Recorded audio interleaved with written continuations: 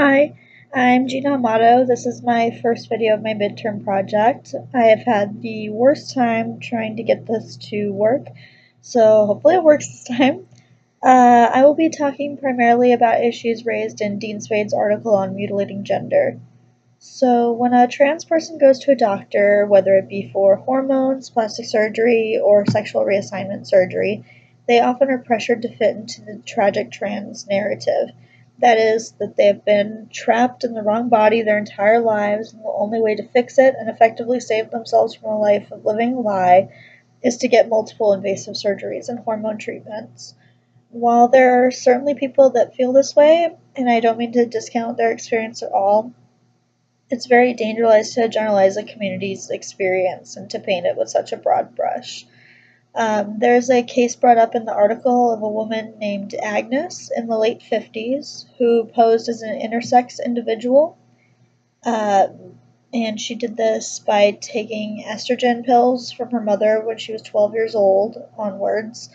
Um, and so the doctors thought that she had had been intersex, and so they removed her male genitals.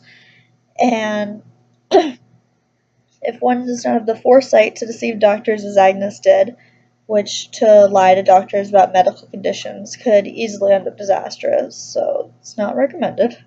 They need to either make up or embellish a childhood and young adult narrative to match the GID diagnosis, and that's gender identity disorder diagnosis. This would reinforce the theory of two categories of gender that everyone would fall into, and some people would be miscategorized by mistake or a miswiring of the brain. However, there are a lot of studies being done on gender roles of young children and how they are social constructs rather than hardwired into our brains at birth. In Karen Martin's study from the University of Michigan, she explores the hidden curriculum in schools that set children up for living in a gender binary world. Most of her research revealed that when children are very young, the gender lines are more blurred. Boys are playing dress up in skirts, and girls are louder and they move more. Something that I found interesting for the in the articles was the examination of how the different genders take up space. So women are encouraged to kind of cross their legs and keep their bodies as small as they possibly can and take up the least amount of space, while boys are encouraged to, run around and be loud and out there and kind of take up more space. Um, so I thought that was interesting. Uh, but as the children age, the gender lines become more defined, usually encouraged by the teachers. This was done both in restricting gender crossing play and criticizing girls more for things they let slide for the boys, citing that boys will be boys. In these two categories of maleness and femaleness, trans men are encouraged to detach themselves from butch lesbians and to stay with the more traditional looks of masculinity while keeping away from alternative or ambiguous kind of looks. And if an individual wants the option of performing across the gender spectrum with, let's say, intersex genitalia or secondary sex characteristics, most doctors will stay inside those gender lines, so it's hard for those individuals to accurately express their gender identity. Medical professionals, especially those who are not practiced in working with trans people, often only think of bodies along those dichotomized gender binary lines, as they are seen as the gatekeepers of what a trans person wants. Performing in the gender binary is vital for an individual to receive the attention that they want.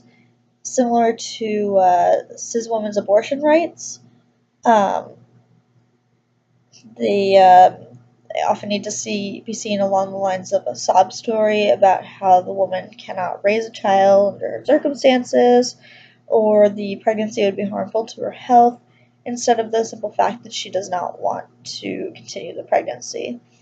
Both situations require a waiting period, but trans-specific procedures often require years of performing as the opposite gender and endless meetings with doctors and therapists to make sure that is, in fact, what they want.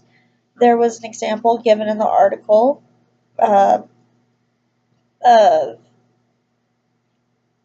of a doctor who would bully patients to figure out if they were really the wrong gender in the wrong body, stating that the girls cry and the gays get aggressive, which I thought was terrible. This is evidence of doctors not taking time to explore the spectrum of gender and resorting to awful measures with no more purpose than bigotry. Meanwhile, there are no such restrictions on other cosmetic procedures. One of my favorite quotes on the matter is in the very beginning of the article, which states, "How do you know you want a rhinoplasty, a nose job?" he inquires, fixing me with a penetrating stare. "Because," I reply, suddenly unable to raise my eyes above his brown wingtips. "I've always felt like a small-nosed woman trapped in a large-nosed body." "And how long have you felt this way?" He leans forward, sounding as if he knows the answer and needs only to hear the words. "Oh, since I was 5 or 6, doctor, practically all my life." "Then you have rhino identity disorder," the shoe top states flatly. My body sags in relief. "But first," he goes on, "we want you to get letters from 2 psychiatrists and live as a small-nosed woman for 3 years, just to be sure." While a nose job can change how a person feels about themselves and their identity, it can be performed without hesitation or any reason other than "I like the way small noses look better on me." It is still surgery, and complications can arise just like sexual reassignment. But because changing your gender presentation to something other than male or female, as was assigned at birth, challenges the way society views everything about a person, from their moral compass to how they find the right size shoes, it is seen as something wrong or even sick. People can change the way they perform their gender in a multitude of ways, including changing their clothes, diet and exercise regimes, speech patterns, walking patterns, and makeup. Gender is performance, not necessarily an identity, and can change from day to day. People should not be forced into a gender binary system by doctors who only see masculinity and femininity as a black and white issue. They see a trans person as successful based on how cis people perceive them and whether they can pass or not. Any type of reassignment surgery or hormone treatment should be viewed as a success by how accurately it assists the person in their personal gender expression, identity, and performance, whatever that might be. One of the big questions brought up again and again to trans people is, have you had the surgery? The surgery, capital THE, while unspoken, is always referring to their genitals, which is not only rude to just ask somebody about what genitals they have, but can also be used to discount the person's trans experience and identity. Like, oh, you can only be a trans woman if doctors make you a vagina, or a trans man if you're made a penis. In reality, many people like not to have the surgery, because while these often look believable, often erotic sensation is lost, which is devastating for a lot of people. So sometimes they are pressured into choosing either to look the part or to be able to have a fulfilling sex life. In order for transgender bodies to be understood and brought into excuse me, in order for transgender bodies to be understood and brought into the norm of society, it is first viewed as a disease with a cure, which is sexual reassignment surgery. However, if it is seen as a disease, it stigmatizes the population, much as homosexuality once was with the advent of AIDS, and makes some people think that it is something that is contagious, and this can cause more separation. In playing the victim, there are parallels that can be made to addicts, which can lead cis people to sympathize but also see trans people as deviants who need medication, in this case, hormone treatment instead of methadone. However, there can also be positives in that if there is a cure to a disease, financial aid such as Medicare can be utilized, and that's going to ease the financial burden for these people. This thought process can do a lot to hinder trans people's visibility, though, because it normalizes the gender binary and cis people and demonizes the trans illness as something that needs to be eradicated, like polio or cancer. That's simply not true. Being a trans person is not an illness, it's adding another dimension to a more diverse world.